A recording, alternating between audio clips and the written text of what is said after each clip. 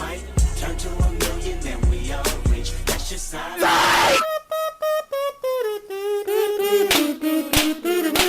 Tap, tap, tap, tap, tap, tap. Oh, hey. Didn't see you there. Before we get into the video, I just wanted to say that this video is sponsored by Bartleby Wright. I'll get more into details a little bit later on, but for now, stay tuned and I hope you enjoy this video. Hey guys, what's up? It's Imurgency and welcome back to our channel. So today's video is a follow-up, a part 2, if you will, to a video I did a couple weeks ago where I basically told you all the truth about what was going on at NYU. You all really seem to like that video and thank you so much for all the support. So, I'm gonna try and do it again because those views are kind of nice, but we're gonna do it a little different. This time in the schools that opened up that probably shouldn't have amidst the whole global pandemic series. We're gonna be talking about parties and scams, you know, the two favorite topics of pretty much any college student. But before we get into that, can we take a moment to acknowledge the stannery that's going on right now? The schools that we're gonna be focusing in on today are going to be UNC Chapel Hill and Syracuse. And then also like schools in general, because like I've been seeing some pretty shady stuff going on and I'm sure y'all have seen it too. I just don't think that like no one's really talking about it and it's like bad. Before I get into the video, if you're new, then hit that subscribe button and take a quick minute to follow me on social media here, because So for those of you who don't know and haven't really been staying in touch with the goings on of schools, we're going through a pandemic. Wow, who would have thought, right? The thing is, amidst this pandemic, lots of schools opened up and like let a whole bunch of kids on campus who had not had sufficient social interaction for about like 5 to 6 months, and just allowed all of them to come back in one location unsupervised, and then just like did not expect anything bad to happen. But you know, of course, since like that logic is flawed, something bad did happen. And this is true for both UNC, Syracuse, and a lot of other schools. Partying has definitely been a thing.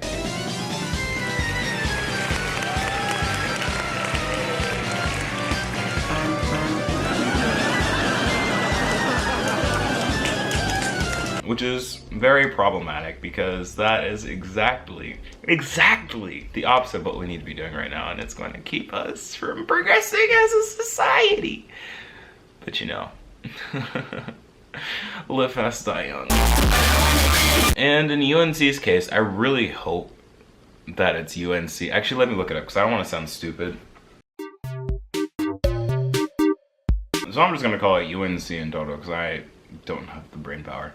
Hi again, sorry to interrupt. I just want to take a quick second to talk about this video's sponsor, Bartleby Wright. With Bartleby Wright, you can submit your paper with confidence. Bartleby Wright is designed to reduce mistakes, improve writing habits, and transform okay essays into stellar ones. Your all-in-one writing help tools include a grammar, spell checker, plagiarism checker, early scoring, and citation tool. Bartleby Wright is something that really comes in handy, especially now since we're all in online school and don't really have convenient access to writing tutors or like people to really like read over your essay and just kind of like be there for them. So why not just do it yourself? Some of my favorite features include the grammar and spell checker, because Lord knows I cannot spell orally proofread for the life of me, as well as the early scoring feature, which uses an AI to analyze millions of essays and papers and to compare it against yours to give you a preliminary score. Now, while the score is not 100% accurate with what you'd probably get if you turned in the paper, it gives you a good idea of where you're standing just generally in comparison to just like papers overall. This service is open 24/7, so if you happen to need to turn in a paper last minute,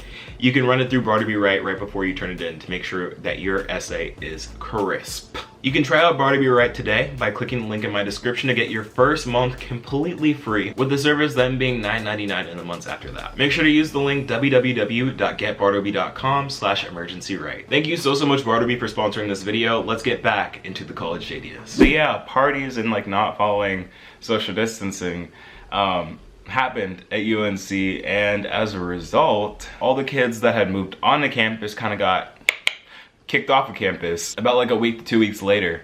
And I don't think that they got a refund. We'll get into that later because that kind of ties into the whole scammy situation. And Syracuse had huge parties, which kind of gets the noggin thinking, thumping, grinds gearing. Because why? Why would you do that? And to speak on the situation a little bit more and to get like a first-hand experience of what's been going on, at least at UNC, I actually reached out to 2 North Carolina students who have quite a bit to say about this whole situation. So I'll let them introduce themselves right now.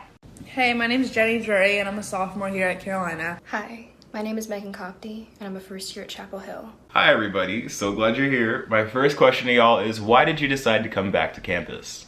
I decided to move on to campus initially because I just wanted the typical first year experience.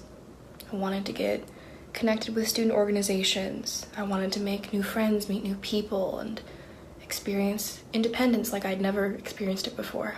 I chose to come back to campus because usually during people's sophomore year here at Carolina, they live off campus, usually in an apartment, and I had signed this lease for this apartment last October prior to any COVID-19 circumstances, so I kind of had my mind set on moving in and moving out of the house after summer break, and I wanted to come back too because I'm a really independent person, and I just didn't feel like as a 19-year-old I should necessarily be living under my parents' roof anymore, and I wanted to be in my own space when I started doing online classes, and I just love being able to be independent and get up and do my classes and go to work. So I chose to come back to campus because I wanted to be around my roommates who are going to be doing the same routine as me, and I just wanted to get out of the house as a way to continue working on my independence. I know that I explained it a little bit at the beginning of the video, but in your words, why did UNC get shut down? I think UNC did the best job they could at first in terms of getting students back to campus. They knew how important it is for so many students for a variety of reasons to come back to campus. So in terms of getting students into dorms and just having a good protocol in terms of social distancing and everybody wearing masks, I think they did a really good job at administering that. And also they provided all the students with care packages that included like these little devices that you put on the doors to open the doors, and hand sanitizer and 2 masks and a thermometer. So they definitely were aware of the circumstance and tried to make it as safe as possible, given that they understand that so many students wanted to come back. But at the same time, it was inevitable that people were not going to be social distancing, and that's when there started to become an increase in cases. UNC shut down because people couldn't follow the rules. For example, there was a slip and slide party out behind Hinton James, and that's just one instance of people not following COVID guidelines. What about the sorority rushes? What about all the people in off-campus residences, all of the clusters in Granville Tower? The school just isn't responding the way that they should to hold these people accountable, and clearly it resulted in all of us moving back home. I guess a follow-up question would be, how did they handle students coming back to campus? So when there was a spike in cases, anybody who lived on campus, so in any of the dorms, they were moved to a COVID-19 quarantine dorm. And I think that was really effective at first, but then it got to a point where so many people that lived off campus that the university really couldn't do anything about.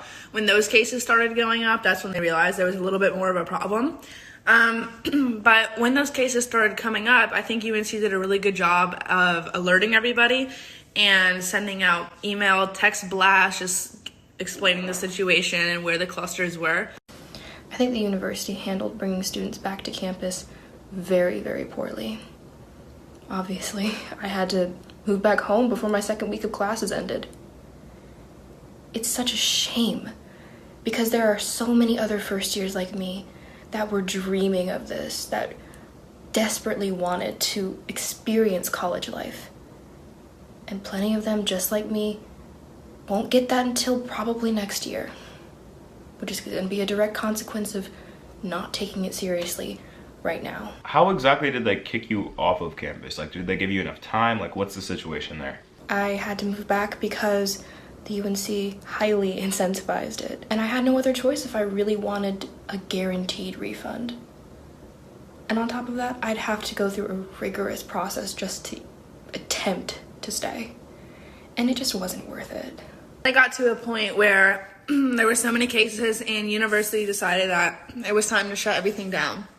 And I think for a lot of people that was really hard, and a lot of people are upset and still pissed off at the university for bringing us back just to send us home with not even 2 weeks of being here. But for me personally, I don't really have much emotion about this decision. Obviously, I have a lot of good friends that are freshmen that got kicked off campus. But as a sophomore, like I said, I get to live off campus. So regardless of university decision, I get to stay here. So it's definitely been weird, like going through campus and not seeing everybody. But in terms of how I feel about university's decision. I'm kind of indifferent, and I only feel for the people that were really looking forward to having a good freshman year and how that just got taken away from them.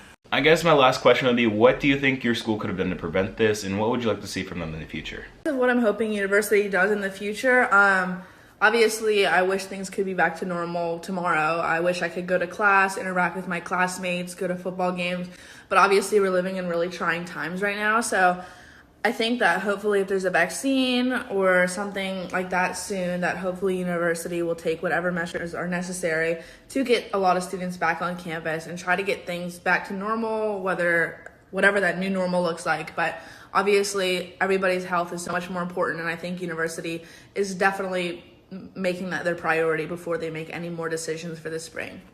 Awesome, thanks to both of you for being on the video and answering questions. With all that said, I feel like that provides additional context to the whole situation of what's going on right now and what has been going on. As you heard, like with NYU, there are multiple different perspectives about the situation. But one thing I think we can all agree on is that things need to be safe, and throwing parties and breaking social distancing regulations is not safe or really helpful to anybody.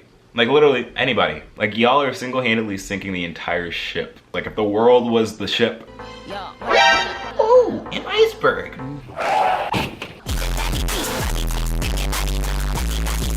The next thing in the kind of more controversial sort of topic has to do with universities scamming their students. So for a lot of students, you know the story.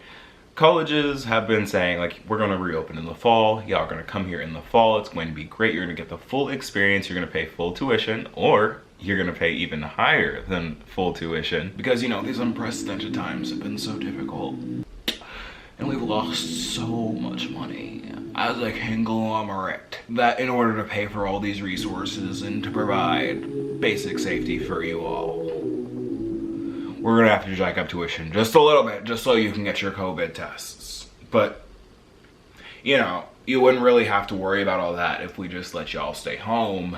But we don't want to do that because that loses us too much money. So we're actually just going to like bring you on campus. And before that, just in case, we're gonna just charge you for all of your room and board for the semester. We don't really anticipate, you know, closing down and kicking you off campus. So, I think it'd be fair for you to pay, you know, full room and board, because we really care. We really care about your safety and just your overall college experience. And scene. You think they believe that? We're gonna shut this shit down in 2 weeks.